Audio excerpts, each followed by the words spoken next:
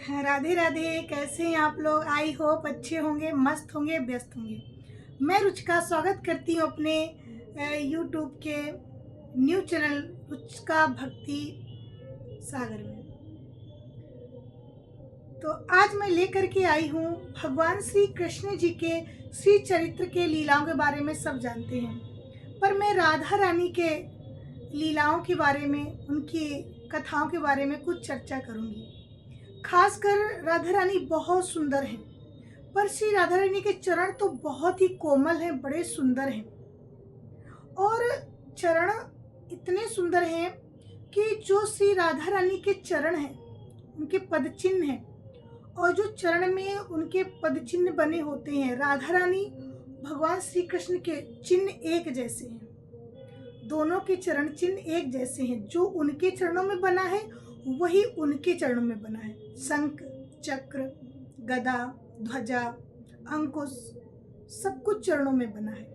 खासकर 5 चीजें दर्शाई गई हैं। जो श्री राधा रानी के चरण में है वही भगवान श्री कृष्ण जी के चरणों में है। जैसे कि श्री राधा रानी के चरणों में ध्वजा है, श्री राधा रानी के चरणों में अंकुश है, श्री राधा रानी के चरणों में शंख है। तो ये क्या दर्शाते हैं? कहा जाता है श्री राधा रानी के चरणों को सुबह उठकर अगर उनके पद चिन्ह जो बने हैं, शंख, चक्र, गदा, उनका हम ध्यान करेंगे, जिस चिन्ह का ध्यान करेंगे वो ध्यान करने से हमारा वही काम सफल होगा। जैसे आपका मन बड़ा चलायमान है, मन इधर उधर भागता है, तो श्री राधा रानी के चरणों में अंकुश बना हुआ है, जो लगाम, हमारे मन की लगाम को खींचता है। अगर हम श्री राधा रानी के चरणों में जो अंकुश बना हुआ है उसका ध्यान करेंगे तो हमारा मन राधा रानी भक्ति की तरफ खींचेंगी, अपनी तरफ खींचेंगी, हमारे मन को कंट्रोल करेंगी, अंकुश लगाएंगी, हमारा मन भक्ति में लगना शुरू हो जाएगा और हम कुमार्ग पर नहीं जाएंगे, सदमार्ग पर लग जाएंगे। अगर किसी का कोई काम नहीं बन रहा है, उसको विजय नहीं मिल रही है, वो बार बार असफल हो रहा है अपने कार्यों में, तो श्री राधा रानी के चरण में जो ध्वजा बना है वो विजय का प्रतीक है। अगर हम ध्वजा का ध्यान करेंगे तो हमारे बिगड़े काम बनेंगे, हमें काम में सफलता मिलेगी।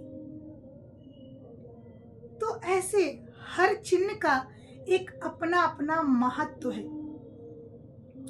तो हमें अगर अपने मन को भगवान में लगाना है तो अंकुश का ध्यान करें, और अपने किसी कार्य में विजय प्राप्त करनी है तो ध्वजा का ध्यान करें। तो अपना अपना महत्व है हर चिन्ह का। तो राधा रानी के श्री चरण बड़े सुंदर हैं, बड़े कोमल हैं, और राधा रानी के श्री चरणों का ध्यान करना चाहिए। और राधा रानी का श्रृंगार जो है ना, बड़ा ही विशेष है। वो श्रृंगार भी ऐसे ही करती हैं। अगर राधा रानी ने अपने कान में बाएं तरफ पुष्प लगाया तो ये मान लो कि बंसी बट पे मिलना है।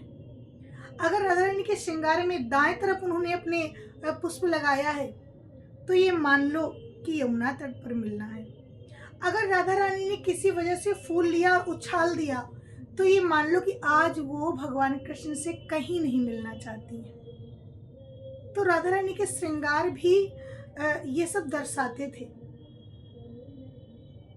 अगर राधा रानी ने कानों में बाली चांद वाली पहनी है तो चांदनी रात में मिलने वाली है। तो ऐसी है श्री राधा रानी का हर श्रृंगार कुछ न कुछ विशेषता को दर्शाता है। राधे राधे। ये जानकारी कैसी लगी? अच्छी लगी हो तो लाइक करना, शेयर करना, हमारे चैनल को सब्सक्राइब